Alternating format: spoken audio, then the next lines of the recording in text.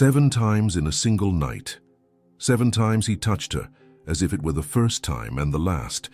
7 times she whispered his name in the darkness, like a prayer, like a sin.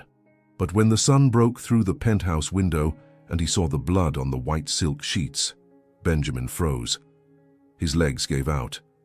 The man who commanded millions couldn't move. Because in that moment he realized what he felt for Deborah went far beyond the desire that had consumed them all night long. If you want to find out how a spilled coffee in Manhattan transformed 2 strangers into intertwined souls, subscribe to the channel now. Leave a like if you believe true love still exists, even when it begins with secrets. And tell me in the comments, where are you listening to this story from? Your presence here makes all the difference. The rain hammered against the windows of the small Soho cafe, as if Manhattan's sky had collapsed all at once. Outside, the world dissolved into curtains of water that transformed the city into blurs of neon light and wet concrete. The smell of freshly ground coffee mingled with the damp scent of rain that came in every time the door opened, bringing with it gusts of cold wind that made people huddle over their tables. Benjamin Cross sat alone in the farthest corner of the establishment, his fingers drumming on the cold marble table as he watched the storm through the fogged glass. At 38, he was the kind of man who made heads turn, not just because of the impeccable cut of the Armani suit he wore, but because of the aura of loneliness he carried like a second skin. His blue-gray eyes, usually sharp in business meetings, now seemed distant, lost somewhere between an empty present and a past he preferred to forget. The cafe was his secret refuge. No one there knew he was Benjamin Cross, the real estate magnate who had transformed Manhattan's landscape with skyscrapers that touched the clouds. In that tiny space, among worn wooden tables and mismatched chairs, he was just another man trying to escape the weight of his own existence. The door burst open violently, and a gust of wind brought with it a completely drenched woman. Deborah Mitchell entered as if she'd just walked through a hurricane. Her navy blue nurse's uniform clung to her body, and droplets of water streamed from her brown hair, forming small puddles on the wooden floor. She carried a heavy bag on her shoulder and clutched against her chest a stack of medical textbooks that she protected as if they were children. Her brown eyes scanned the crowded space, desperately searching for a dry place where she could take shelter. Every table was occupied. Every single one, except for the one with an empty chair, right next to Benjamin. As Deborah walked past him, hurrying while water dripped from her clothes, something happened. Her scent, a mixture of rain, lavender, and something indefinable that seemed to emanate from her very skin, hit Benjamin with the force of a punch. He looked up from his coffee, which was growing cold, and for the first time in years, felt his heart give a strange, almost painful leap. "Excuse me." Her voice was soft but carried the exhaustion of someone who had just come off a 12-hour shift. "Can I sit here? There aren't any other spots." She stood there next to the table, dripping water on the floor, with those huge eyes fixed on him. There was something in that gaze, a mixture of fatigue, determination, and a vulnerability she was trying to hide, that made something inside Benjamin stir. Something he thought had died a long time ago. He gestured to the empty chair, unable to form words. A small restrained smile formed on his lips, the kind of smile that didn't quite reach his eyes, but carried the promise of something more. "Thank you," she whispered, letting herself sink into the chair with a sigh of relief. Benjamin watched as she organized her books on the table, carefully moving them away from any water droplets. Advanced pharmacology, pathological anatomy, intensive cardiac care. The titles revealed a dedicated mind, a woman who had no time for frivolities.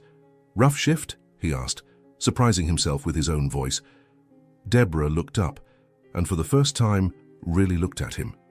She blinked as if she were seeing something she hadn't expected to find there, a man in an expensive suit in a cheap cafe, with eyes that seemed to carry the weight of the world. "It's always rough," she replied, running her fingers through her wet hair. "But today was particularly difficult." There was something in the way she said it, a contained pain, a sadness she carried professionally, but that leaked around the edges of her voice, that made Benjamin lean slightly forward. "Do you want to talk about it?" She gave a short laugh, without humor. Do you really want to hear about how I lost a patient today? A 60-year-old man who came into the hospital complaining of chest pain and left in a bag. The silence that followed was thick, heavy. Benjamin didn't look away. He just nodded slowly, as if he understood perfectly the weight she carried. "I'm sorry," he said, and there was a sincerity in his voice that made her pause in the middle of opening one of her books. They stayed there, looking at each other across the small table, while around them the world continued, the barista shouting orders, the hum of conversations, the sound of rain beating relentlessly outside. But in that moment, in that tiny space between them, everything seemed to have stopped. Benjamin couldn't stop watching her, the way she bit her lower lip when she concentrated on reading, the way she furrowed her brow when she found something complicated, the small wrinkles that formed at the corners of her eyes when she occasionally smiled at something she read. Every detail seemed etched in his mind with a disturbing clarity. An hour passed. Maybe 2. Time had lost its meaning. That's when it happened. A still damp strand of hair fell across Deborah's face, partially covering her eyes as she leaned over a particularly complicated diagram. Without thinking, moved by an impulse he couldn't name, Benjamin reached out and gently brushed the strand away from her face, tucking it behind her ear. The touch lasted less than a second, but it was as if an electric current had passed between them. Deborah froze. Her eyes widened and she lifted her face to look at him, lips parted in surprise. Benjamin had also stopped, his hand still suspended in the air between them, his fingers tingling where they had touched her skin. "Sorry," he said, but his voice came out hoarse, charged with something that went far beyond an apology. It's okay," she interrupted, but her voice trembled slightly at the edges. The air between them had changed. It had become denser, warmer, despite the cold coming from the storm outside. Benjamin could feel his own heart beating too hard, too fast. He could see Deborah's pulse quickening at the base of her neck. "You have this way," he said softly, leaning closer, "of making everything stop when you're around." Deborah swallowed hard, her eyes locked on his. She said nothing. She couldn't. But the way her pupils dilated, the way her breathing became slightly faster, said everything he needed to know. Outside, the storm kept raging, but inside that small cafe in Soho, something much more dangerous had begun. 2 days passed like a slow, torturous eternity. Benjamin couldn't get Deborah out of his head. The scent of lavender mixed with rain, the way she bit her pencil when she was concentrated, that deep gaze that seemed to see through the masks he'd worn for years. He found himself returning to the same cafe in Soho, at the same time sitting at the same table, as if that could make her appear again. And then she appeared. The door chime rang at 3:15 in the afternoon, and when Benjamin looked up, there she was. This time without the rain, without the soaked uniform, just Deborah, wearing a simple white cotton blouse and worn jeans, her hair pulled back in a loose ponytail that let a few rebellious strands frame her face. She carried the same heavy bag, but her eyes seemed less tired, as if 2 days off had brought a bit of light back to her gaze. When she saw him sitting there, her eyes widened slightly, surprised, but not unpleasantly. A small, almost shy smile curved her lips. "You again," she said, walking toward the table as if it were the most natural thing in the world. "Me again," Benjamin replied, and there was something in his voice, a lighter tone, almost playful, that he hadn't used in years. "Seems we have the same taste in cafes." "Or you're following me," Deborah teased, pulling out the same chair from 2 days ago and sitting down without waiting for an invitation. "If I were following you," he said, leaning slightly forward, elbows on the table, "I'd be much better at it. I'd know, for example, that you prefer cappuccino with extra cinnamon." Deborah blinked, surprised. "How did you—" "I heard you order it last time," he admitted, and an almost imperceptible blush crept up his cheeks, something so rare in Benjamin Cross that he surprised even himself. She smiled, this time a genuine smile that lit up her entire face. "Observant." "When something's worth observing," he replied, and the weight of those words hung between them like an unspoken confession. The silence that followed wasn't uncomfortable. It was charged, electric, full of possibilities. Benjamin signaled to the waiter, ordered 2 cappuccinos with extra cinnamon without taking his eyes off her. Deborah watched his every movement, the way his long fingers gestured, the strong line of his jaw, the way a lock of dark hair fell over his forehead in a way that made him seem less businessman and more human. "So," she began, resting her chin on her hand, "do you always return to the same places, or only when there's a drenched nurse involved?" Benjamin laughed, a genuine, deep laugh that came from some forgotten place inside him. "I don't usually return anywhere, but you made this place seem different." "Different how?" "Like it's worth being here." The words came out before he could filter them, too raw and honest. Deborah was silent for a moment, studying his face with that intensity that seemed to be part of who she was, used to assessing vital signs, reading between the lines, finding hidden truths. The cappuccinos arrived, steam rising in lazy spirals, the aroma of cinnamon filling the space between them. Deborah picked up her cup with both hands, as if she needed the warmth, and took a long sip before speaking again. "You know what's funny?" she said, looking at him over the rim of the cup. "I came back here hoping to find you too." Benjamin's heart jumped. He tried to keep his expression neutral, but he knew his eyes had betrayed him. "Really?" "Yeah," she admitted, lowering the cup, but keeping her hands wrapped around it. "I thought it was strange. I don't usually think about strangers I meet in cafes, but you stayed in my head. Why?" Deborah hesitated, biting her lower lip in that way that made something twist inside him. "Because you listened to me, really listened. You didn't try to fix it, didn't give empty advice, didn't change the subject uncomfortably. You just listened."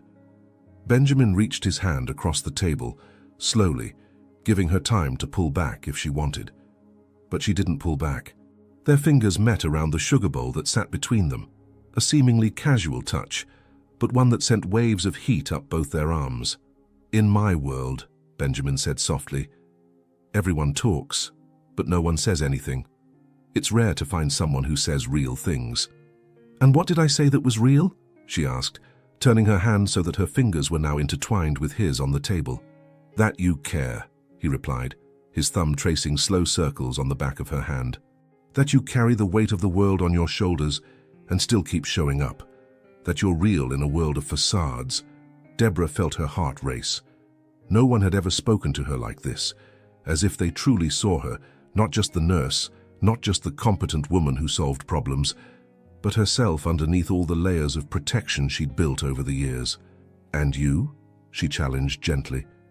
"Who are you underneath that expensive suit and those sad eyes?" Benjamin froze. It was a simple question, but loaded with a weight he wasn't prepared to carry. How could he tell her who he really was? The real estate magnate who had turned loneliness into an empire, the man who had everything and nothing at the same time. Someone who forgot how to connect with real people, he finally admitted, his voice so low she had to lean in to hear. Someone who's tired of empty conversations and relationships that mean nothing. "That sounds lonely," Deborah whispered. "It is." The moment stretched between them, vulnerable and raw. Benjamin could feel her eyes on him, studying, evaluating, trying to decide whether to believe him or not. He kept his hand on hers, the touch becoming firmer, more intentional. "Tell me about the hospital," he said, shifting the focus to her but not letting go of her hand. "What made you choose to be a nurse?" And so, Deborah began to talk, about the endless shifts, the patients who became friends, the lives she managed to save and those that slipped through her fingers like sand, about the frustration with a healthcare system that valued profit over people, about arrogant doctors who wouldn't listen to nurses even when they knew better, about the exhaustion that went beyond the physical, that settled in her bones and soul. Benjamin listened to every word, as if it were the most important thing in the world. He asked questions, not generic questions but specific ones that showed he was really paying attention. When she talked about losing a young patient the week before, he squeezed her hand and stayed silent, allowing her sadness to exist without trying to fix it. The hours passed without them noticing. The cafe gradually emptied, the afternoon light giving way to early evening that painted Manhattan golden through the windows. They'd ordered more coffee, then water, then a piece of pie they shared with a single fork. Their eyes meeting each time one of them brought a bite to their mouth. It was when she reached for the sugar bowl to add to her third cup of coffee that it happened. Their fingers touched, an accidental touch, but one that lasted a second longer than it should have. Benjamin turned his hand, capturing her fingers between his, and Deborah felt electricity course through her entire body. She looked up and found his eyes fixed on her, intense, charged with something that made her stomach contract. "Can I see you again?" he asked, his voice hoarse, his thumb tracing slow, deliberate circles on the back of her hand. Deborah couldn't breathe properly. She should be cautious. She didn't know this man, didn't know anything about him except that he made her feel things she hadn't felt in years. But there was something in the way he looked at her, as if she were the only person in the world who mattered in that moment, that made all her defenses crumble. "Yes," she whispered. The smile that formed on Benjamin's lips was devastating, slow, genuine, loaded with unspoken promises. And when they finally stood up to leave, he didn't let go of her hand. The invitation came 3 days later, through a text message that made Deborah's heart race in the middle of a particularly chaotic shift. "Dinner with me tomorrow night? I know a place, I promise it's worth it. Benjamin." She reread the message 5 times, her fingers hovering over the keyboard as she tried to formulate a response that didn't seem either too desperate or too disinterested. Around her, alarms blared, patients called out, doctors shouted orders, but all of that had become distant background noise. "What kind of place?" she finally typed. The response came almost immediately. "The kind where I can have you all to myself for a few hours." Deborah bit her lip to contain the smile that threatened to take over her entire face. There was something about the direct way he spoke, without games, without pretense, that completely disarmed her. "8 o'clock?" she responded. "I'll pick you up at 7:30. Wear something comfortable. I want you to be yourself." And so Deborah found herself the following night, standing in front of the mirror in her tiny Brooklyn apartment, changing clothes for the 5th time. She'd started with a formal black dress, then switched to something more casual, then back to something in between. Finally, she settled on a simple wine-colored dress that fell softly to her knees and had 3/4 sleeves, elegant but not over the top, comfortable but feminine. When the doorbell rang promptly at 7:30, Deborah felt her stomach tie in knots. She opened the door and there was Benjamin, leaning casually against the frame, wearing a white linen shirt with the sleeves rolled up to his elbows and dark pants that fit perfectly. He wasn't wearing a tie. The first few buttons of his shirt were open, revealing the tanned line of his neck. There was something different about him, less formal, more relaxed. But his eyes had that intensity that made her forget how to breathe. "You look beautiful," he said, and it wasn't an empty compliment. It was a statement made with an almost painful reverence. "You too," Deborah replied, and then blushed when she realized what she'd said. "I mean, you look good." Benjamin smiled, that slow, devastating smile that made her knees weak. He extended his hand, and when she took it, he intertwined their fingers and brought them to his lips, placing a soft kiss on her knuckles, an old-fashioned, chivalrous gesture that made her melt completely. The car waiting for them wasn't what Deborah had imagined. It wasn't a flashy limousine or something overly luxurious. It was an elegant sedan, discreet, with a driver who nodded politely before opening the back door for them. Benjamin helped her in, his hand firm on the small of her back, and the touch, even through the fabric of her dress, sent waves of heat up her entire spine. The restaurant was in a quiet neighborhood in the West Village that Deborah had never explored. It was small, intimate, hidden on a side street without any flashy sign on the door.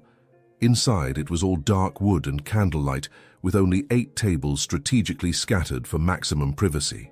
The aroma of garlic, butter, and fresh herbs filled the air, making her stomach rumble embarrassingly loud. "This place," she began, looking around with wide eyes, "is incredible.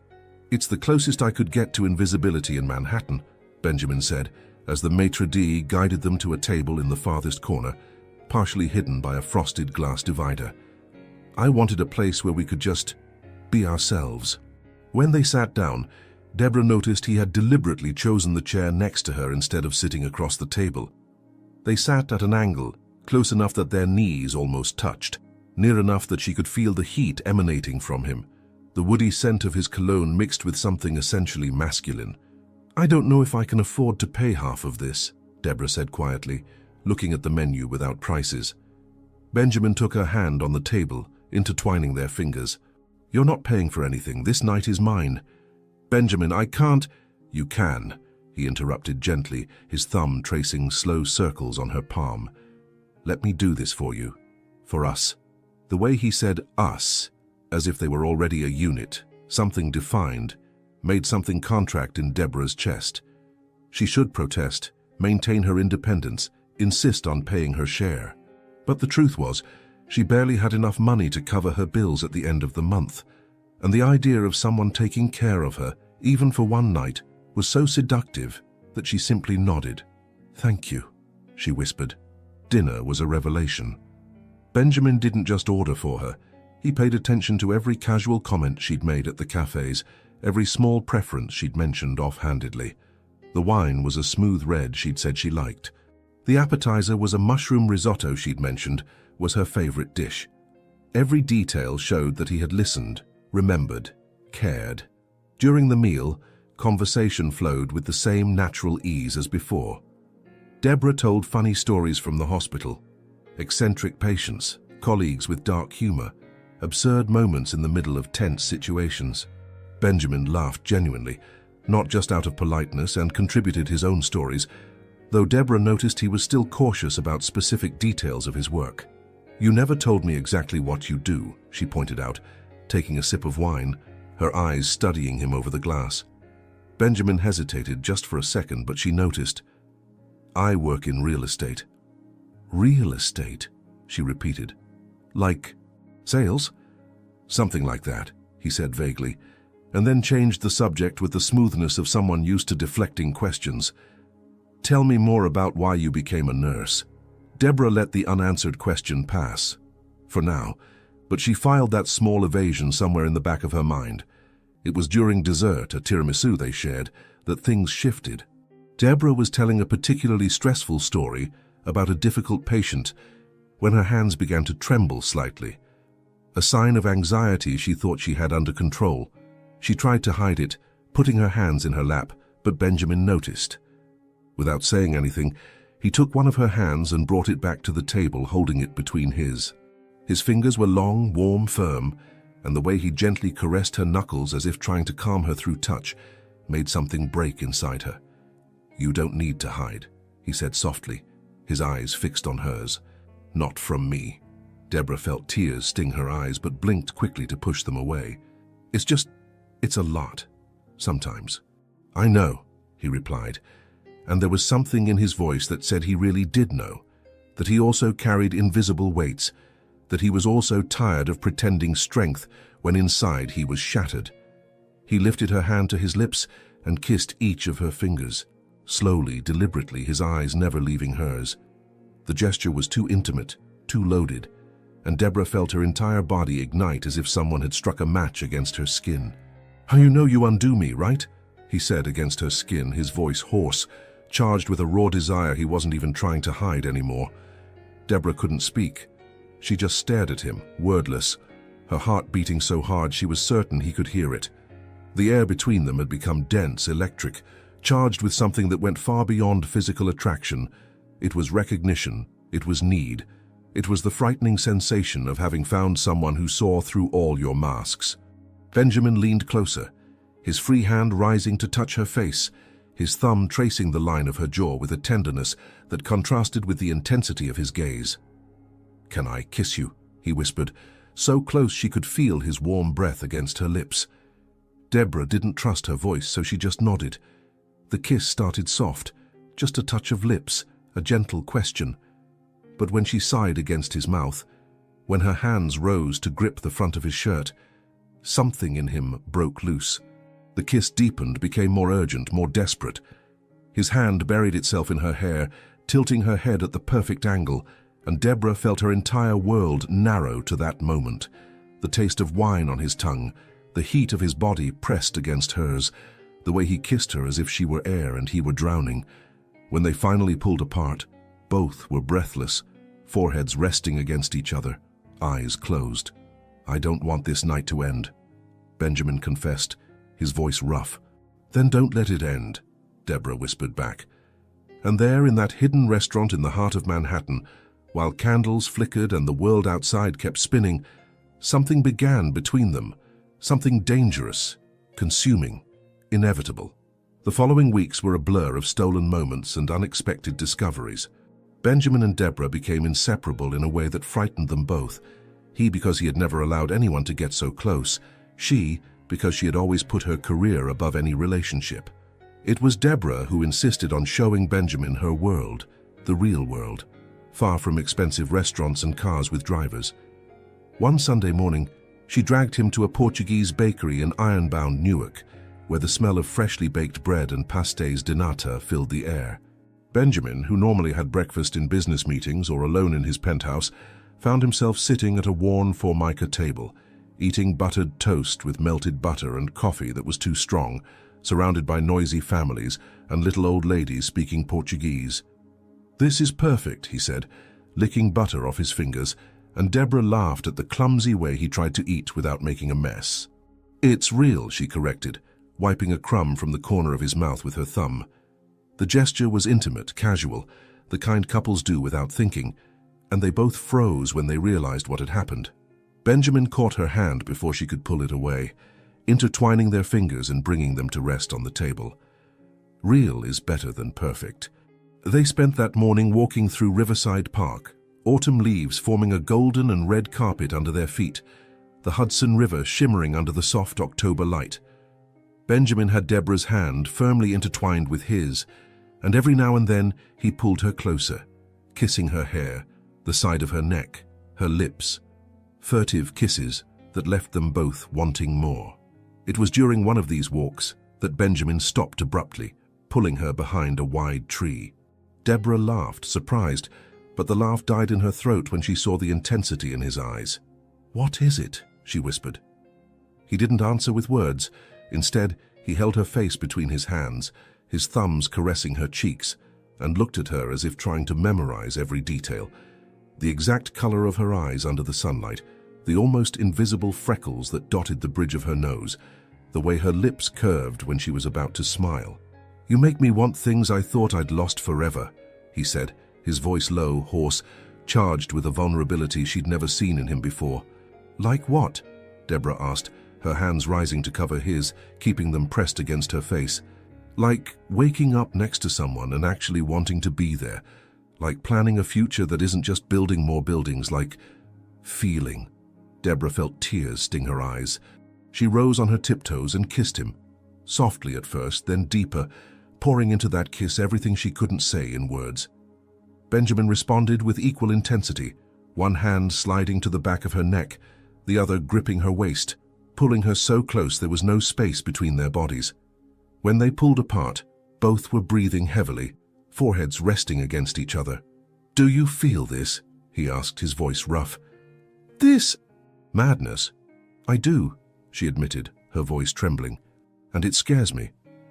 "It scares me too," he confessed, "but not as much as the idea of not having you." The kisses became a constant, furtive, urgent, charged with a growing desire that neither of them tried to hide anymore. He kissed her at the door of her apartment when he dropped her off after a date, pressing her against the wood while she struggled to find her keys with trembling hands. She kissed him in the elevator on the way somewhere, not caring about security cameras, her hands buried in his hair. They kissed in the middle of conversations, interrupting each other because the need to feel each other's lips became unbearable. Each kiss was more loaded than the last. Each touch promised more. The tension between them grew like a storm forming on the horizon, inevitable, powerful, about to break. It was on a Thursday night, after a particularly brutal day at the hospital, that Deborah called Benjamin crying. She had lost a patient, a young mother of two who had come in with symptoms that seemed like a common flu and left on a stretcher covered with a white sheet. Guilt and helplessness consumed her, even knowing she'd done everything she could. Benjamin didn't ask questions. He simply said, "I'm coming to get you." 20 minutes later, he was at her apartment door. Deborah opened it with red eyes, still wearing her uniform, her hair messy from running her hands through it repeatedly. Benjamin came in, closed the door behind him, and simply pulled her into his arms. She broke down. She cried into his chest while he held her, one hand stroking her back in slow, comforting movements, the other buried in her hair. He didn't try to comfort her with empty words, didn't say everything would be okay, didn't minimize her pain. He just held her while she fell apart, offering his strength, his presence, his solidity. When the tears finally stopped, Deborah lifted her face, and what she saw in his eyes made her hold her breath. It wasn't pity, it was understanding. It was shared pain.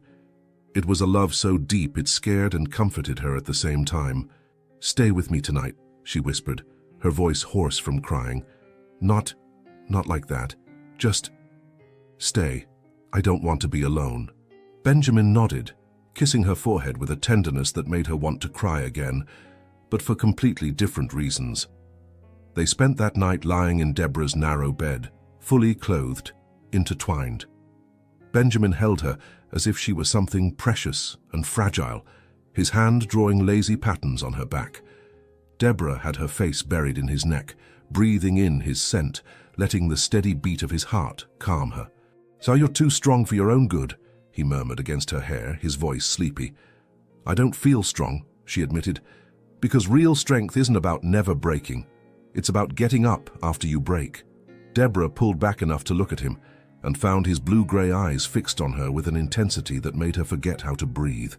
"When did you get so wise?" she asked, attempting lightness, but failing. "When I met you," he replied simply. "You make me want to be better, more honest, more human." Deborah's hand rose to touch his face, her fingers tracing the strong line of his jaw, the curve of his lips. Benjamin closed his eyes, leaning into the touch like a plant leans toward the sun, and she realized with a shock that he was just as starved for genuine connection as she was. "Benjamin," she whispered, and there was something in her voice that made him open his eyes. "Yes, I'm falling in love with you." The silence that followed was absolute. Benjamin studied her for a long moment, his eyes searching her face for any sign of doubt, any hesitation. When he found none, he pulled her closer, kissing her with an intensity that left her dizzy. "I've already fallen," he confessed against her lips. "I fell the moment you walked into that cafe soaked with rain and looked at me like I was real." They made love that night, not with the desperate urgency that had been building between them, but with a slow, deliberate tenderness that felt more intimate than anything Deborah had ever experienced. Benjamin touched every inch of her as if he were learning a new language, paying attention to what made her sigh, what made her arch, what made her whisper his name like a prayer.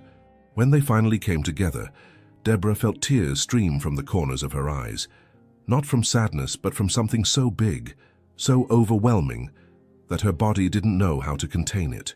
"I'm here," Benjamin whispered, wiping her tears with kisses. "I'm here and I'm not going anywhere." And for the first time in years, Deborah believed that someone would actually stay. Afterward, they lay intertwined, their breathing returning to normal, sweat cooling on their skin. Benjamin had his chin resting on top of Deborah's head, his fingers drawing lazy circles on her bare shoulder. "What are we doing?" she asked softly, more to herself than to him. "Letting it happen," he replied, his voice sleepy but certain. "Whatever this is." And while Manhattan kept pulsing outside, indifferent to the silent miracle happening in that tiny Brooklyn apartment, two lonely hearts finally found a home in each other. Truth has a specific weight, heavy enough to crush but also liberating enough to heal. Benjamin had been carrying his truth like a stone in his chest for weeks, and each moment of genuine happiness with Deborah made the weight more unbearable. He hadn't planned to tell her that night. In fact, he'd planned to never tell, to live forever in that bubble where he was just Benjamin, the man who frequented cheap cafes and ate buttered toast at Portuguese bakeries. But lies, even lies of omission, have a way of becoming toxic when mixed with true love. It was a Friday night, and Deborah had insisted on cooking for him at her apartment. Benjamin had tried to convince her to let him bring dinner, but she was adamant. She wanted to do something for him, wanted to take care of him the same way he took care of her. When Benjamin arrived at 7, carrying a bottle of wine that cost more than Deborah's monthly rent, though she didn't know that, he found her in the tiny kitchen, hair pulled back in a messy bun, a smudge of tomato sauce on her cheek, completely focused on not burning whatever was on the stove. Need help? He asked, leaning against the door frame, an amused smile playing on his lips. Deborah jumped, turning so fast she nearly knocked over the pot. You scared me. And no, I don't need help. Sit, drink wine. Let me take care of you for once. There was something adorable about her determination, the way she desperately tried to impress him with her clearly limited culinary skills. Benjamin obeyed, sitting on the worn sofa that took up most of the small living room. But his eyes never left her, the way she bit her lower lip when she was concentrating, the way she talked to herself while checking the seasoning, the little dance moves she made when she thought no one was watching. You're watching me, Deborah accused without turning around, but he could hear the smile in her voice. I always watch you, he admitted, pouring 2 glasses of wine. You're the most interesting thing I've ever seen. More interesting than your buildings? She teased, finally turning to face him with her hands on her hips. Benjamin froze. It was a casual question, innocent even, but it touched on something he'd been carefully avoiding. My buildings? He repeated, his voice cautious. Deborah picked up her wineglass and came to sit next to him on the sofa, tucking her legs underneath her. You said you work in real estate. I assume that involves buildings in some way. It does, he said slowly, taking a generous sip of wine. She studied him for a moment, her head tilted to the side. You never talk about your work. Why? Because it's not interesting. Liar, she said softly but without judgment. You don't talk about it because you don't want me to know. The question is why? Benjamin set his glass on the coffee table, running his hands over his face. The moment of truth had arrived, whether he wanted it or not. He could feel the opportunity slipping through his fingers. Tell her now, or lose his chance to be honest before she found out on her own. Deborah, he began, turning to face her. There's something I need to tell you. The tone in his voice, serious, almost grave, made Deborah's smile disappear. She set her own glass aside and turned completely toward him, legs still folded but now tense. Is everything okay? I haven't been completely honest with you, he said, forcing himself to maintain eye contact, even when every instinct screamed at him to run. About who I am. Deborah's heart started beating faster. What do you mean? Benjamin took a deep breath, bracing himself. My full name is Benjamin Cross. And I don't just work in real estate. I own Cross Development, one of the largest real estate development companies in New York. The silence that followed was deafening. Deborah stared at him, processing, her expression slowly changing from confusion to understanding, and then to something that looked dangerously close to betrayal. Cross Development, she repeated, her voice strangely calm. The one that built those luxury towers in Tribeca, the ones that cost $20 million per apartment. Yes. And you own that? Yes. Deborah stood abruptly from the sofa, backing away from him as if his presence suddenly burned. Benjamin stood too, trying to reach for her, but she raised a hand, stopping him in place. Let me get this straight, she said, her voice trembling with an emotion she was clearly trying to control. You're one of the richest men in New York, a billionaire. Technically, yes, and you didn't think it was important to mention this. I wanted you to see me for who I am, Benjamin said, taking a step toward her. Not for what I have. But you hid who you were, Deborah practically yelled, years of fierce independence and wounded pride exploding to the surface. How can I trust you when you've been lying to me from the beginning? I never lied, Benjamin protested, his own voice rising. I just didn't tell you everything. That's lying by omission, she shot back, tears now glistening in her eyes. You let me think we were equal somehow, that we were on the same level, and the whole time you were what? Having fun?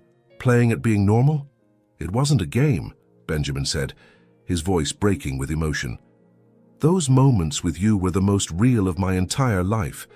For the first time in years, someone saw me as human, not as a bank account or a business opportunity. So you used me to make yourself feel better about your privileged life, Deborah threw back, knowing she was being unfair but unable to stop the words. How convenient. It's not like that, Benjamin said, closing the distance between them and gripping her shoulders gently but firmly. Look at me, please. Deborah didn't want to look. She wanted to stay angry, stay hurt, build walls around her heart before he could hurt her anymore. But there was something in his voice, something broken and desperate, that made her reluctantly raise her eyes. What she saw in his eyes made her pause. It wasn't arrogance or amusement at her expense. It was raw vulnerability, genuine fear of losing something precious, and an honesty so painful she almost looked away again. "My entire life," he said, his voice low but intense, "people only get close to me for two reasons. They want my money or they want status. My own father saw me as an heir, not a son. The women I dated only wanted to be seen on my arm or spend my fortune. I was alone in the middle of crowds." He paused, swallowing hard, his hands moving from her shoulders to frame her face with a tenderness that contrasted with the intensity of his words. "And then you walked into that cafe, soaked with rain, exhausted from saving lives, with no idea who I was. And you looked at me like I was just a man, someone worth talking to, someone real. And for the first time in years, I felt alive."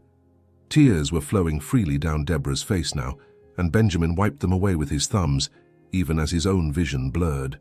"I should have told you sooner," he admitted, his voice rough. "I know that. But I was so scared you would change, that you'd look at me differently, that what we had would become just another transaction instead of something real. But it was real to me," Deborah sobbed. "You were real to me." "I still am," he insisted. "The man who met you in that cafe, who listened to your stories, who held you when you cried, that's me. The money doesn't change that." "It changes everything," she said, shaking her head. "You live in a different world. You have different problems. How can this work?" "Because I choose you," Benjamin said with a fierceness that made her freeze. "Above everything, the money, the status, the life I've built, I choose you. If you'll let me." Deborah closed her eyes, trying to process, trying to separate anger from fear, betrayal from understanding. Part of her wanted to throw him out, protect her heart before it could be damaged any further. But another part, the part that had fallen in love with this man, billionaire or not, remembered every tender moment, every shared laugh, every time he'd held her like she was the most precious thing in the world. "I need time," she finally said, opening her eyes. "I need to process this." The pain that crossed Benjamin's face was palpable, but he nodded, releasing her slowly as if every inch of distance physically hurt. "How much time do you need?" "I don't know," she said honestly. "I just know I can't do this right now. Something's still burning in the kitchen and dinner is probably ruined and Her voice broke, and Benjamin had to physically force himself not to pull her back into his arms. "Okay," he said quietly. "I'll let you process." "But Deborah?" She looked at him, waiting. "I love you," he said, simple and direct. "No matter how much time you need, no matter if you decide you can't do this, I love you, and that's not going to change." Benjamin left after that, leaving the expensive wine on the table, and taking with him only the weight of the truth finally told, and the devastating fear that honesty might cost him the only real relationship he'd ever had. Deborah stood in the middle of her tiny living room, listening to the elevator descend, his footsteps fading away, the building door closing. When silence finally settled in, she let herself slide to the floor and cried, not just about the lie, but about the impossible complication that love had become. Silence has texture. Deborah discovered this in the days that followed that devastating night. It wasn't simply the absence of sound. It was an oppressive presence that filled every corner of her apartment, every empty moment of her day, every breath she took without Benjamin by her side. 5 days, 120 hours, 7,200 minutes since he had walked out the door, leaving only the echo of his last words. "I love you." Deborah threw herself into work with an intensity that alarmed even her most dedicated colleagues. She took double shifts, covered other people's shifts, volunteered for the most difficult cases. Anything to keep her mind busy, to exhaust her body to the point of falling into bed and sleeping without dreaming. Because when she dreamed of him, of the way his fingers traced patterns on her skin, of the husky sound of his laugh, of those blue-gray eyes that truly saw her. But work, no matter how exhausting, couldn't fill the void Benjamin had left. She found herself picking up her phone every few minutes, checking for messages that didn't come. He hadn't tried to contact her since that night, respecting the space she'd asked for. But God, how she wished he would. How she ached for a text, a call, any sign that he was still there waiting. It was on Tuesday, during a break between patients, that she finally admitted the truth to herself. She missed him. Not just the version of him she'd known, the man in cheap cafes and walks in the park, but all the complexity of him. The man who built skyscrapers and was afraid of connection. The billionaire who preferred buttered toast to caviar. The broken human being who had held her as if she were the only real thing in a world of illusions. His absence was physical. She felt it in her chest, a constant ache as if someone had ripped something vital from inside her and left a bleeding hole.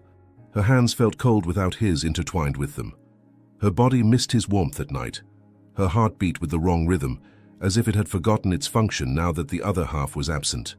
At night, alone in her dark apartment, Deborah did something that embarrassed her, but she couldn't stop. She listened to Benjamin's old voicemails, the ones he'd left in casual moments. "I'm heading your way. Want coffee? I thought of you today when I saw a nurse chewing out a doctor in the park. Good night, sleep well, dream of me." She listened to his voice until she fell asleep, the phone pressed against her chest, as if she could transform sound waves into physical presence. Meanwhile, across town, Benjamin was falling apart in different but equally devastating ways. He cancelled meetings, ignored calls. His assistant, accustomed to his almost robotic precision, was alarmed when he showed up to the office in the same suit 2 days in a row, with stubble and red eyes that indicated sleepless nights. Benjamin avoided his social circles as if they were radioactive. The charity events, the business dinners, the penthouse parties where perfectly made-up women looked at him with calculated interest, all of it suddenly seemed unbearable. How could he return to that empty world after having tasted something real? He spent hours staring at his phone, typing messages he never sent. "Do you miss me too?" Delete. "Do you still think about me?" Delete. "Please, give me a chance to fix this." Delete. Each unsent message was a small death, another brick in the wall growing between them. At night he lay awake in his absurdly large penthouse, looking at Manhattan through the floor-to-ceiling windows. The city glittered with millions of lights, but everything seemed grey without Deborah there to give colour to the world. He found himself touching the empty side of the bed where she had slept just once, his fingers searching for warmth that was no longer there. Benjamin began to rethink his entire life. The choices he'd made, the priorities he'd set, the years wasted building an empire instead of building connections. What was the point of all that money, all that success, if at the end of the day he came home to nothing but silence and loneliness? It was his oldest business partner, Marcus, who finally confronted him on Thursday, finding Benjamin staring out his office window at 2 a.m, an untouched glass of whiskey in his hand. "Did she leave you?" Marcus asked directly, closing the door behind him. Benjamin didn't turn around. "I don't know. Maybe. She probably should." "Why?" "Because I lied to her. About who I am." Marcus made a sound that could have been a laugh or a sigh. "You didn't lie about who you are. You lied about what you have. Those are very different things, friend." Benjamin finally turned, and the expression on his face made Marcus take a step back. "You don't understand. She saw me as human, as someone normal, with normal problems, with a normal life. And then she found out it was all a lie." "It wasn't a lie," Marcus interrupted firmly. "The feelings were real. The conversations were real. The guy she met, that was the real you, finally without the armor you wear here. Money doesn't define you, Ben. The question is she smart enough to realize that?" Benjamin had no answer for that. It was on Friday, a full week after that fateful night, that Benjamin made a decision. He couldn't stay silent any longer, couldn't keep respecting the space she'd asked for if it meant losing her forever. He picked up his phone with trembling hands and recorded a voicemail. His voice was hoarse when he began to speak. "Deborah, I don't know if you want to hear from me, but I need you to know that every day without you feels like a year. I wake up and for a second I forget you're not here. And then I remember, and it's like someone punches me every single time. You said you needed time and I respect that, but if you still feel something, anything, meet me at our cafe. Tomorrow, 2 in the afternoon, I'll be there, waiting. Even if you don't show up, I'll be there, because I need to do this. I need to give you this chance to choose me or to let go, and if you don't come, I'll understand, but please, Deborah, please show up. He sent the message before he could reconsider, and then spent the next 24 hours alternating between desperate hope and resigned despair. Deborah heard the message at 11 at night, hiding under the covers in her dark bedroom. The first words already made tears stream down her face. When he said, "Every day without you feels like a year," she had to muffle a sob with her pillow so she wouldn't wake the neighbors. She listened to the message 3 times, then 5, then stopped counting. And as his words echoed in her mind, "If you still feel something, meet me at our cafe," Deborah realized a truth she'd been trying to deny for a full week. She wasn't angry that he'd hidden his money. She was scared. Scared that their worlds were too incompatible, scared of not being enough for someone like him, scared of giving herself completely and being left behind. But the pain of being away from him, the physical agony of his absence, was worse than any fear.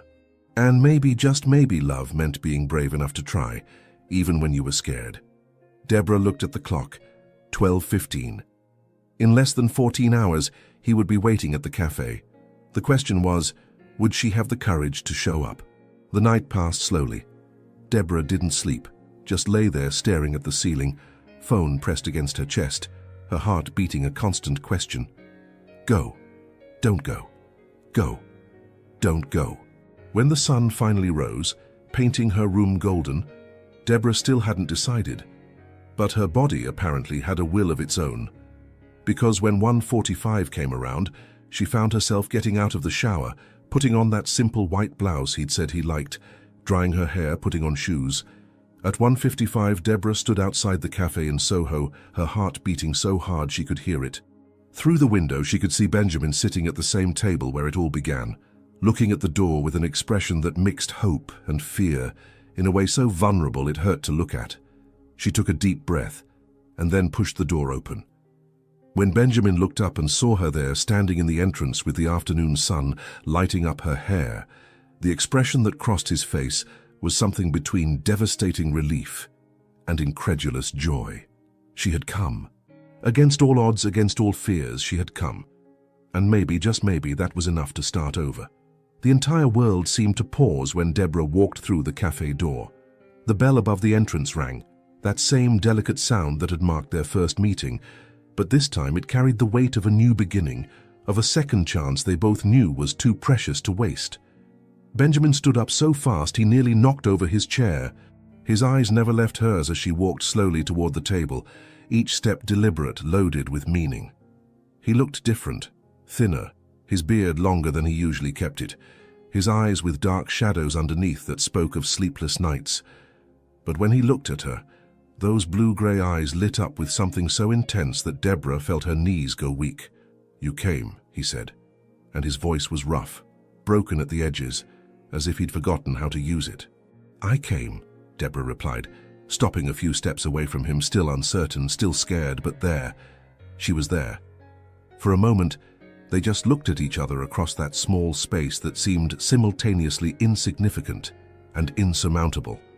Deborah could see the way his hands trembled slightly at his sides, as if he were physically holding himself back from reaching for her.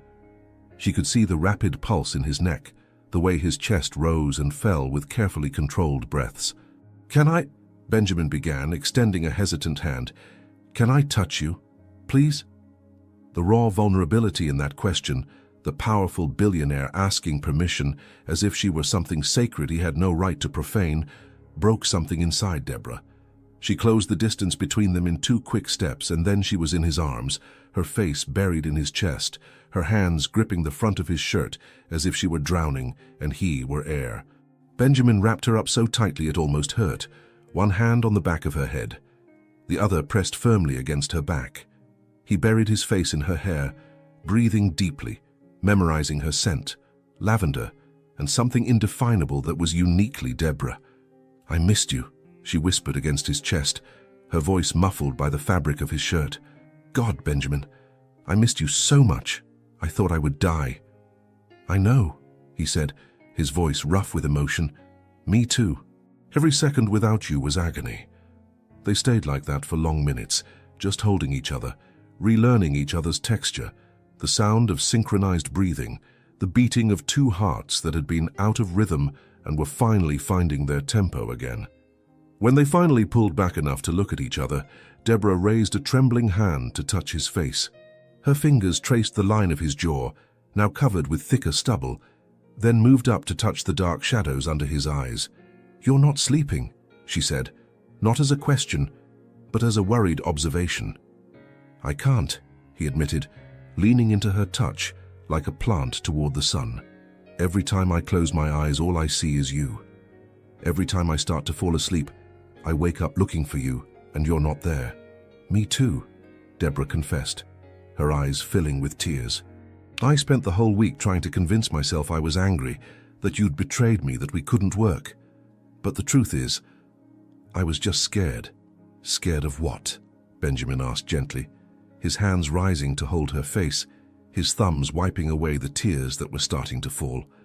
"Of not being enough," she admitted, her voice breaking.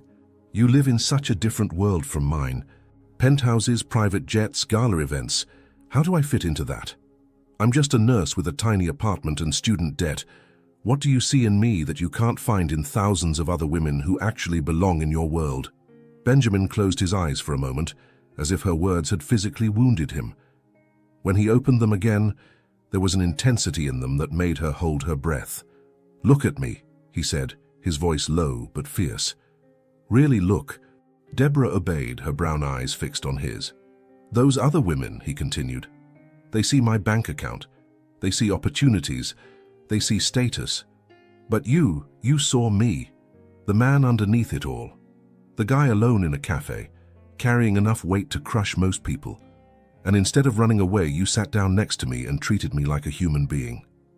He paused, swallowing hard, his hands still framing her face, as if he were holding something too precious to let go. "You think you're not enough?" he said, and his voice was loaded with something between incredulous laughter and genuine pain. "Deborah, you're the only real thing I've ever had. You're the only person who makes me want to be better, do better, live better. I don't care if you live in a tiny apartment or a mansion. I choose you. I will always choose you. Even knowing I don't understand your world," she asked, her voice small. "Especially because you don't understand it," he replied. "Because you don't care about it. You care about me, and that kind of love, that kind of seeing is rarer than any fortune I could build." Deborah felt something break inside her, not painfully but like ice breaking, allowing something warm to finally flow through the cracks. She looked at Benjamin, really looked the way he'd asked, and saw not the billionaire, not the real estate magnate, but the man. The man who had listened to her hospital stories with genuine attention. The man who had held her while she cried. The man who preferred cheap coffee in hidden places because there he could be himself. "I missed you," she said again, but this time the words carried a different weight, not just longing, but recognition. "I missed you like I was missing myself, like you'd taken a part of me when you left." "Because I did," Benjamin said, his forehead now resting against hers, so close she could see every nuance of color in his eyes, the gray mixed with blue, small flecks of green near the pupils. "And you took a part of me. And I think we only work whole when we're together." "I love you," Deborah whispered, and this time there was no fear in the words, only raw and undeniable truth. The expression that crossed Benjamin's face was something sublime, relief so deep it seemed to hurt, joy so intense it seemed transcendent, love so big it seemed to overflow from every pore of his being. "I love you," he responded immediately, without hesitation, without qualification. "I love you more than I knew it was possible to love someone. I love you in a way that scares me and completes me at the same time." And then he kissed her. It wasn't like the previous kisses. It wasn't loaded with desperate urgency or unbridled passion. This kiss was something different. It was promise. It was forgiveness. It was a new beginning. It was soft and deep and endless, as if both were trying to pour every unspoken emotion, every moment of longing, every piece of love into each other's lips. Deborah melted against him, her hands rising to bury themselves in his hair, pulling him closer even when there was no more space between them. Benjamin held her as if she might disappear if he loosened his grip, one hand on the back of her head, the other pressed firmly against the curve of her back. Around them the cafe continued, people ordering coffee, conversations buzzing, the espresso machine hissing. But they were in their own bubble, a universe of two where nothing else mattered beyond this moment, this kiss, this second chance they both knew was a miracle. When they finally pulled apart, both were breathing heavily, foreheads still resting against each other, eyes closed, as if opening them might break the spell. "Come home with me," Benjamin whispered against her lips. "It doesn't have to be anything but being together. Just, I don't want to let you go yet." Deborah opened her eyes and found his fixed on her, vulnerable and hopeful. "Yes," she said simply. And when they left the cafe, hands intertwined so firmly it would be impossible to separate them, both knew that something had fundamentally changed. It wasn't just love now, it was conscious choice. It was forgiveness. It was commitment to work through the differences, to build bridges between worlds, to choose each other repeatedly, even when it was hard.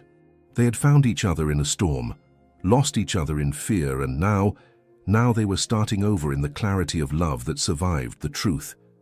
And maybe, just maybe, that kind of love was strong enough to last forever.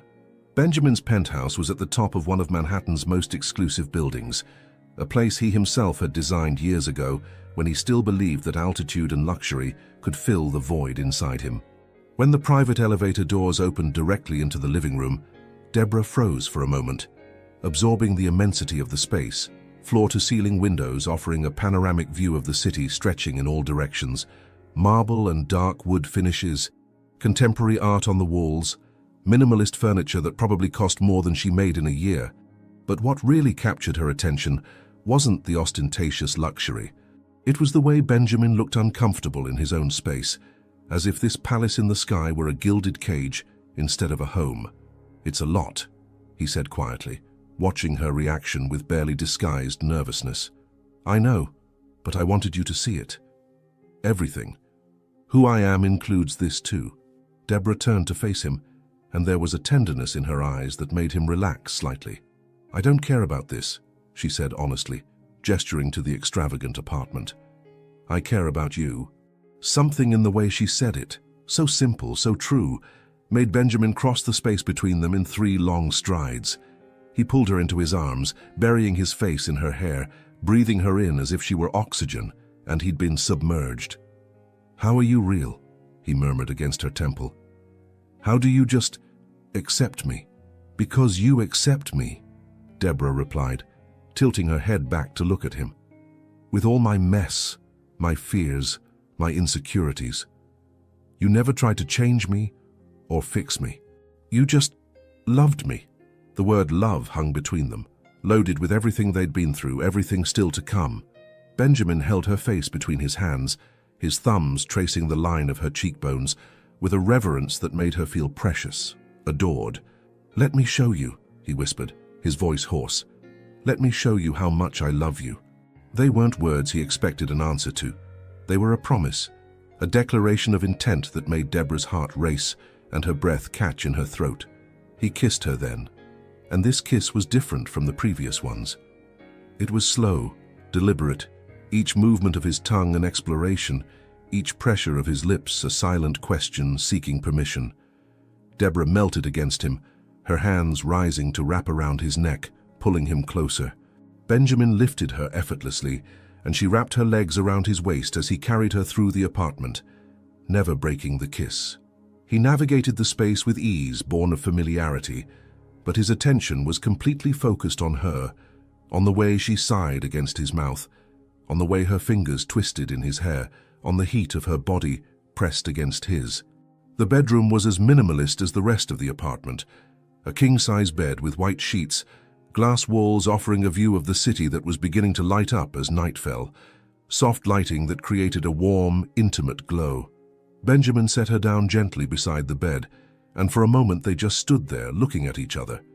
Outside, Manhattan pulsed with life, millions of people living their lives, completely oblivious to the sacred moment happening in that room. But inside, time had stopped. There was only Benjamin and Deborah, two hearts that had found their way to each other through chaos and pain. "You're so beautiful," Benjamin said, and there was nothing casual in his words.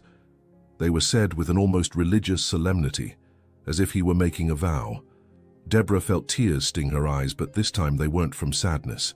They were from something much bigger, gratitude perhaps, or relief, or simply the overwhelming magnitude of being seen, truly seen, by someone you love. He began to unbutton her blouse slowly, as if he had all the time in the world. Each released button was accompanied by a kiss. On her forehead, on the tip of her nose, on the corner of her mouth, on her neck. When the blouse finally slipped from her shoulders and fell to the floor, he paused, just looking at her with an intensity that made her feel simultaneously vulnerable and powerful. "I want to memorize every inch of you," he said, his voice rough with barely contained desire. "I want to know you in ways no one else knows." Deborah's hands trembled slightly when she began to unbutton his shirt, her fingers clumsy with anticipation and nervousness. Benjamin covered her hands with his, helping her, guiding her, but letting her set the pace. When they were finally skin against skin, Benjamin laid her gently on the bed, positioning himself over her, but supporting his weight on his elbows so as not to crush her. He kissed her neck, the curve of her shoulder, the valley between her breasts. Each kiss an adoration, each touch a promise. "Benjamin," Deborah whispered, and his name on her lips sounded like a prayer, like a plea, like a surrender. They made love for the first time that night with an intensity that transcended the physical. It wasn't just bodies joining, it was souls intertwining, it was vulnerabilities being shared, it was trust being built through each touch, each sigh, each synchronized movement. Benjamin touched her as if she were made of glass and diamond at the same time, precious enough to treat with infinite care, but strong enough to withstand the depth of his desire. And Deborah gave herself completely, every defense falling, every wall crumbling, until there was nothing between them but raw truth and undeniable love. "You're my home," he whispered against her sweaty skin as they both tried to catch their breath. "Stay with me," she replied, her fingers tracing lazy patterns on his back. "Forever." The second time was more urgent, hands gripping harder, bodies moving with more intensity, desire fueled by the recent memory of pleasure. The third time was on the floor, unable to wait the time it would take to get back to the bed. The fourth was in the shower, hot water cascading over them as he pressed her against the cold tile, creating a delicious contrast of temperatures. Between each time, they talked, whispers in the dark about dreams and fears, about painful pasts and hopeful futures. Benjamin told her about his lonely childhood, about a father who saw love as weakness and connection as vulnerability. Deborah shared about her distant family, about choosing nursing because she wanted to save people, the way no one had saved her younger brother who had died young. The fifth time was different, slower, more tender, each movement deliberate and full of meaning. They looked into each other's eyes the entire time, seeing each other in ways that went beyond the physical, connecting on levels that had no name. "I love you," Benjamin said, and said it again and again like a mantra, as if the more times he said it, the more true it would become, though it was already the truest thing in his life. "I know," Deborah replied, touching his face with trembling fingers. "I know because I feel it. I love you too, so much it scares me." The sixth time was later, when the city had finally quieted and Manhattan slept, or its version of sleep, with lights still blinking and traffic still flowing down below. They made love with the urgency of people who had almost lost each other and were too grateful for the second chance to waste a single moment. It was during the seventh time, when the sky was beginning to lighten on the horizon, painting Manhattan pink and gold, that something shifted. It wasn't just physical anymore, it was spiritual, transcendent. It was two becoming one in ways that went beyond the body, beyond the mind, reaching something deeper, something eternal. "You're the only real thing I've ever had," Benjamin whispered, his voice broken with emotion as he moved inside her. "Stay with me forever," Deborah pleaded, her fingers digging into his back, her body arching to meet his. "Always," he promised, "forever and beyond." When they finally collapsed, exhausted and sated, intertwined in ways that made it impossible to tell where one ended and the other began, morning light was filling the room. Benjamin pulled the sheets over them, but didn't let go of Deborah. He kept her pressed against his chest, one hand lazily stroking her hair. 7 times, Deborah murmured, half asleep, her body deliciously sore in ways she knew she'd feel for days. 7 times, Benjamin agreed, kissing the top of her head. And it's still not enough. It will never be enough. Deborah smiled against his chest, her fingers tracing lazy circles over his heart. Was it real? She asked softly, echoing the question she'd asked the first time they made love. The only real thing I've ever had, Benjamin replied, exactly as he had before. And there, as the city woke up below and a new day began, they fell asleep intertwined, 2 hearts that had found home in each other, 2 souls that had finally stopped searching because they'd found exactly where they belonged. That night, they hadn't just made love 7 times. They had built something permanent, something sacred, something no external force could break. They had chosen each other, completely, irrevocably, forever. Morning light entered through the penthouse's enormous windows like a gentle invasion, painting the bedroom in shades of gold and amber. Benjamin woke first, as he always did. Years of corporate discipline had trained his body to wake early, even when his mind begged for a few more hours of rest. But this time, waking didn't bring with it the familiar loneliness. This time there was Deborah. She lay on her side, her back to him, the white sheet sliding dangerously low on her back, revealing the delicate curve of her spine and skin that still carried the light marks of his fingers from the night before. Her hair was spread across the pillow like an abstract painting, and Benjamin allowed himself a moment just to watch her. The gentle rise and fall of her breathing, the small crease between her eyebrows even in sleep. The way her hand was stretched across the mattress, as if searching for him even unconsciously. He smiled, something warm expanding in his chest. For the first time in years, maybe in his entire life, he felt complete. As if all the broken pieces of him had finally found their places, rearranged around this woman who had entered his life with rain in her hair and compassion in her eyes. Benjamin leaned in to kiss her bare shoulder, planning to wake her gently, maybe persuade her to stay in bed for a few more hours. But when his gaze wandered lazily over the sheets, his entire world stopped. Blood. Not much, just a few dark stains against the immaculate white of the luxury bedding, but enough to make his heart freeze in his chest and all the air escape his lungs in a single moment of pure panic. Deborah. His voice came out strangled, rough. Love. There's blood. She woke instantly, the way all healthcare professionals wake when called, from completely asleep to hypervigilant in 1 second. Her eyes widened when she looked at where he was pointing, and Benjamin saw fear cross her face before she could mask it. How much? She asked, already in professional mode, even as he could see her hands begin to tremble. I don't know. A few spots. Deborah, what? I need to go to the bathroom, she interrupted, already getting up from the bed, wrapping the sheet around herself. But when her feet touched the floor, she stumbled slightly, and Benjamin was there instantly, holding her, supporting her. Are you in pain? He asked, his voice sharp with barely contained worry. A little, she admitted, and the vulnerability in her voice, Deborah, who was always so strong, so competent, made something break inside him. But it might be normal. It might be nothing. But the way she said might, loaded with uncertainty and barely disguised fear, told Benjamin everything he needed to know. This wasn't normal. Something was wrong. He helped her to the bathroom, waiting outside with his fist pressed against his mouth, trying to control the panic that threatened to consume him. Minutes passed like hours. When she finally came out, her face was pale, and there were tears glistening in her eyes, even as she tried to maintain professional composure.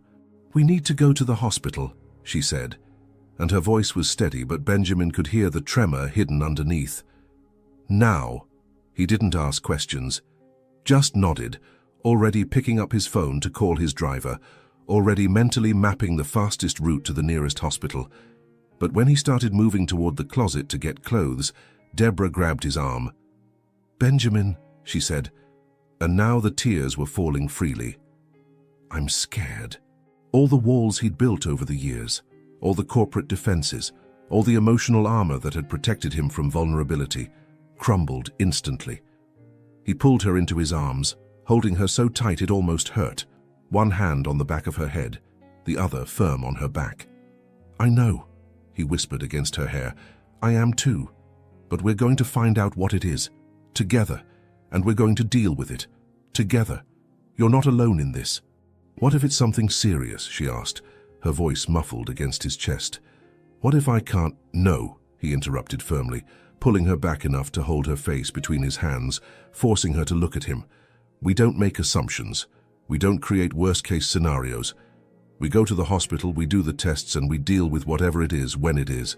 20 minutes later, they were in the car, Benjamin holding Deborah's hand so tightly his knuckles were white. She was wearing simple clothes he'd quickly found, but she was shivering despite the car's heat being on maximum. Benjamin took off his own jacket and wrapped it around her, then pulled her to his side, keeping her pressed against him.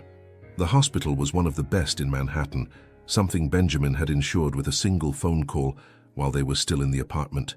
When they arrived, a team was already waiting. Something Deborah noticed, and that sent a new wave of realization washing over her about the power Benjamin had, about how different their worlds really were.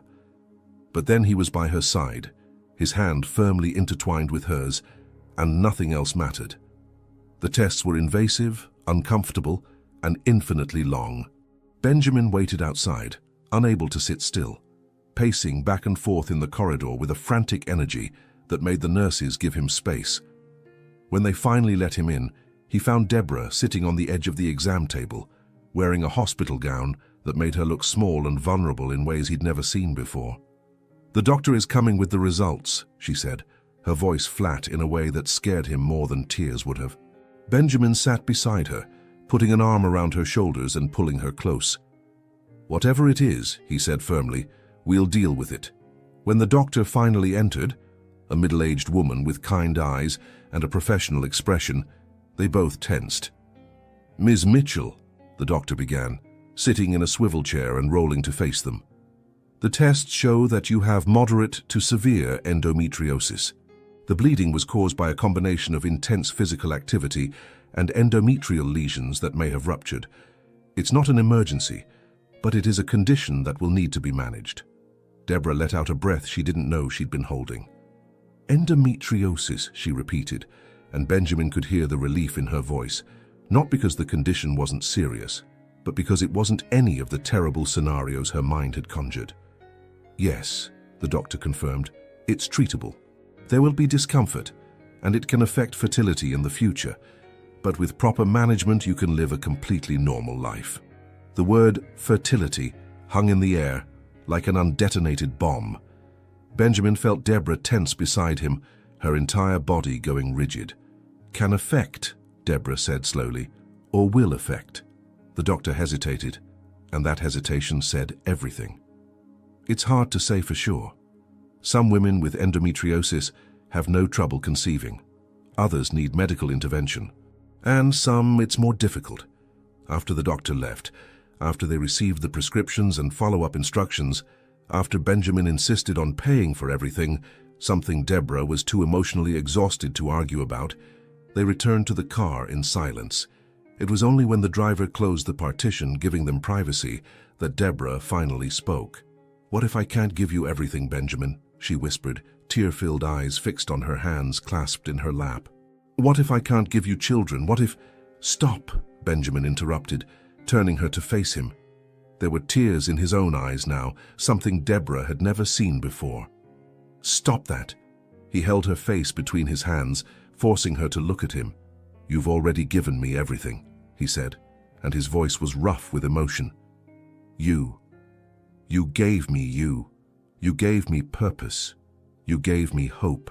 You gave me a reason to wake up in the morning that isn't building another soulless building. If we have children, we'll be grateful.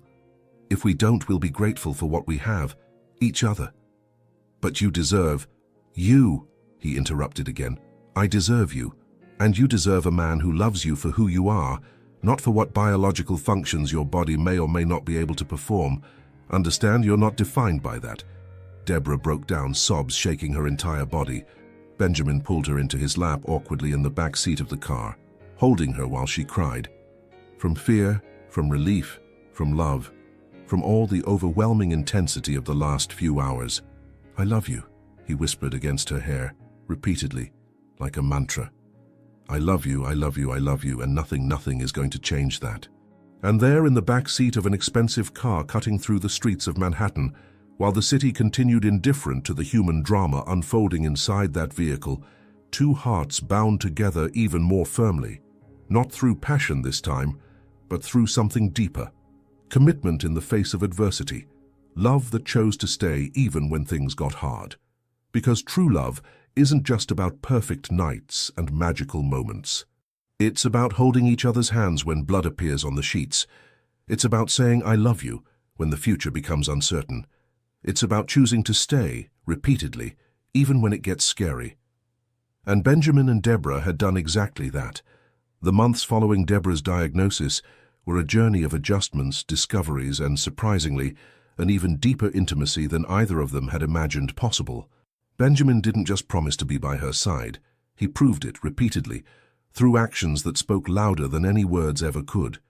He learned everything about endometriosis. He bought books, consulted specialists, even attended medical webinars when Deborah was working. He learned which foods helped with inflammation, which exercises were gentle enough not to cause discomfort, how to identify the signs that she was having a bad day, even when she tried to hide it. On mornings when the pain was too intense for her to get up, Benjamin cancelled meetings and stayed with her, making ginger tea exactly the way she liked it, placing a heating pad on her abdomen, reading aloud to distract her when the painkillers took too long to take effect.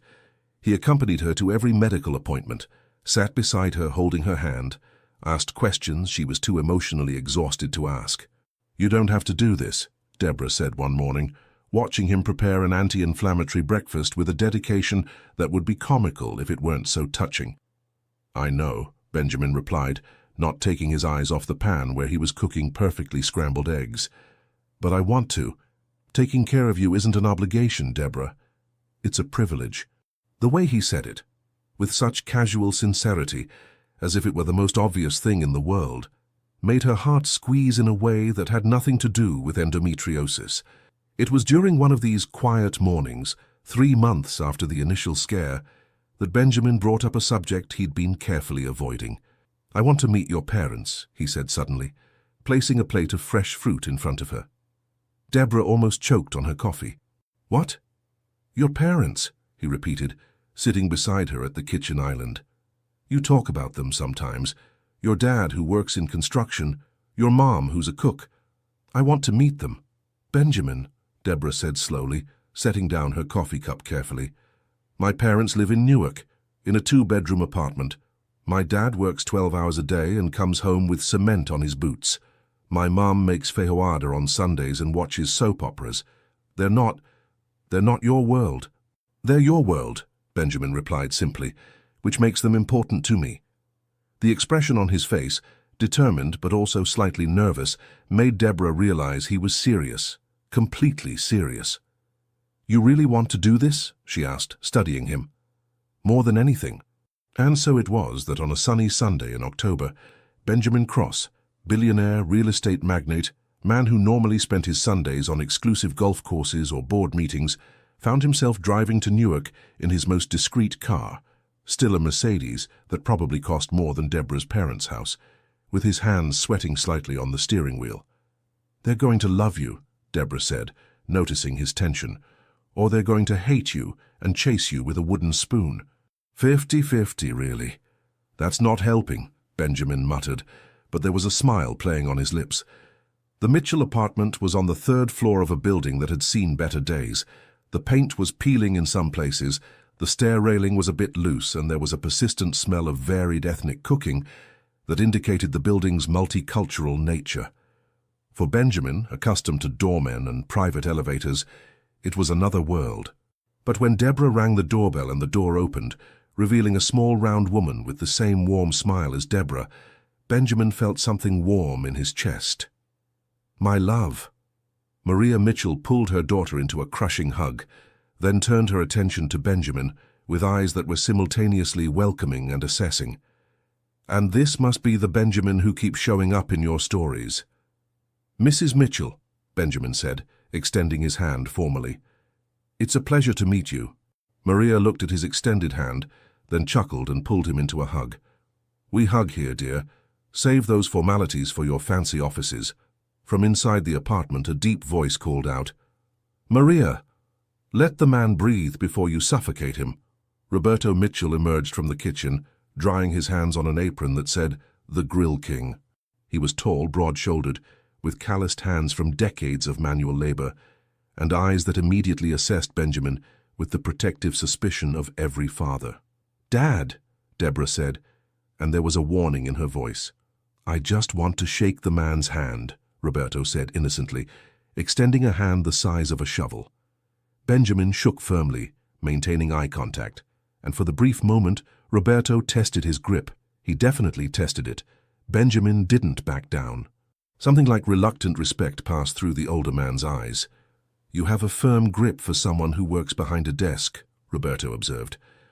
I learned that strength doesn't only come from physical work, Benjamin replied politely.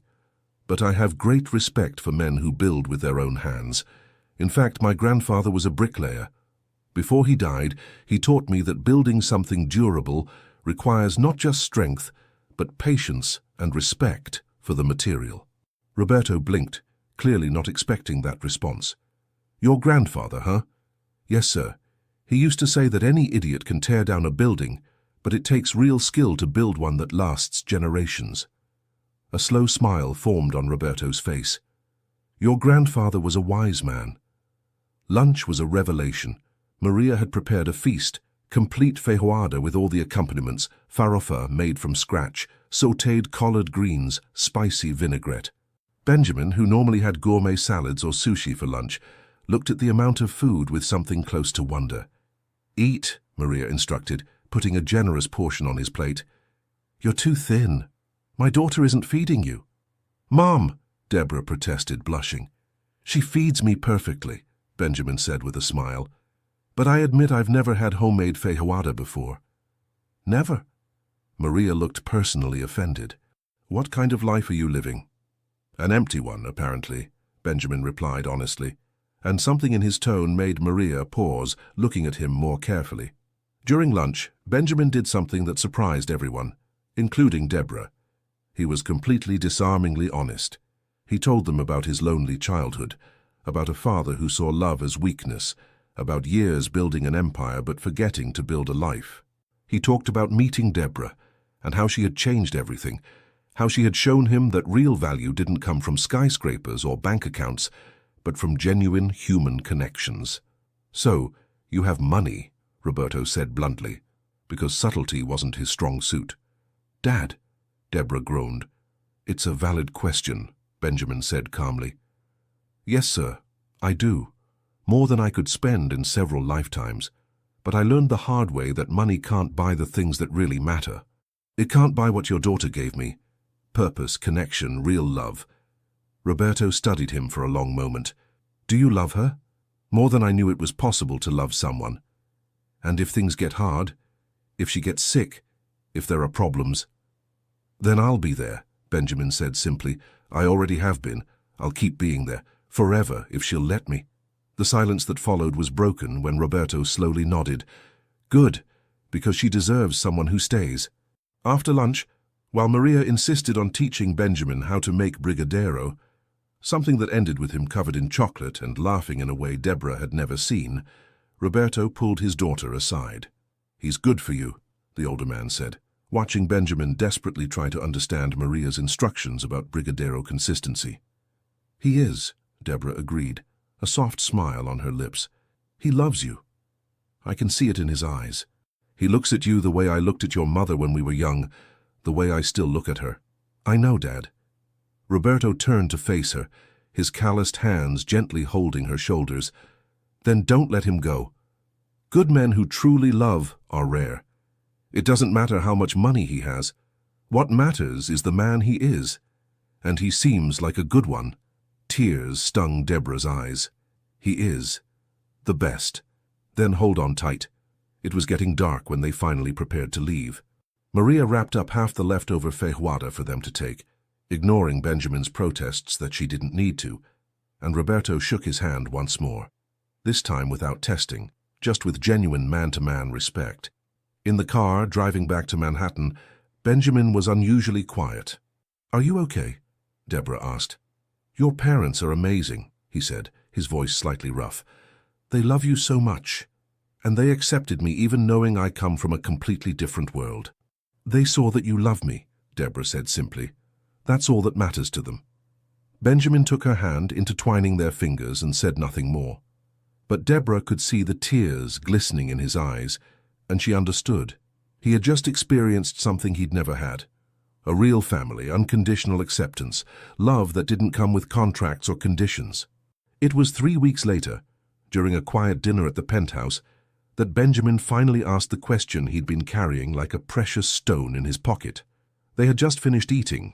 Benjamin had learned to cook feijoada from Maria and insisted on making it for Deborah, though the result was edible but definitely not as good as the original. And they were sitting on the couch, watching the city lights, when he suddenly stood up. "Benjamin?" Deborah asked, confused when he knelt in front of her. "Deborah Mitchell," he began, and his voice was trembling. "You came into my life like a storm and changed absolutely everything. You showed me that building a life is more important than building skyscrapers. You taught me that real love has nothing to do with perfect compatibility, and everything to do with choosing each other, every day, even when it's hard." He pulled a small velvet box from his pocket, opening it to reveal a ring, simple, elegant, with a single diamond that caught the city light and transformed it into rainbows. "I choose you," he said, tears now flowing freely down his face. "Today, tomorrow, forever, in sickness and in health, in wealth and in poverty, though I admit the poverty part probably won't happen, in joy and in sorrow. Will you marry me?" Deborah was crying too, her hands covering her mouth, eyes wide. "Yes," she whispered, then louder. "Yes, yes, I will." Benjamin slid the ring onto her finger with trembling hands, then pulled her into his arms, holding her so tight it almost hurt. They stayed like that for long minutes, just holding each other, crying and laughing simultaneously. "But only," Deborah finally said, pulling back to look at him with a mischievous smile through her tears, "if the ring fits over hospital gloves." Benjamin laughed, that deep, genuine laugh she loved, and kissed her with such intensity that they both forgot where they were, forgot everything except this moment, this promise, this love that had survived storms and fears and differences in worlds. When they finally pulled apart, Benjamin rested his forehead against hers, still holding her face between his hands. "We're going to have an incredible life together," he promised. "It might not be perfect. There might be challenges. But it will be real. And it will be ours. Ours," Deborah repeated, the words sounding like a prayer, like a promise, like the beginning of forever. And outside, Manhattan kept shining, indifferent to the miracle happening in that penthouse. Two hearts that had found their way to each other through chaos, who had chosen to stay through the storms, who now promised to spend all their future lives building something more enduring than any skyscraper ever could be, a love that would last forever. Sometimes the most extraordinary love is born in the simplest places. A cafe, a rainy afternoon, two strangers who dare to truly see each other. Benjamin and Deborah didn't find a perfect love, but a real one, the kind that chooses to stay when everything gets hard, that transforms vulnerability into strength, that proves being seen is the greatest gift anyone can give. In the end, he didn't need more skyscrapers. He just needed her. And she didn't need to save the whole world. She just needed to let someone save her too. And maybe this story speaks to us as well, that we all deserve to be seen. That true love still exists.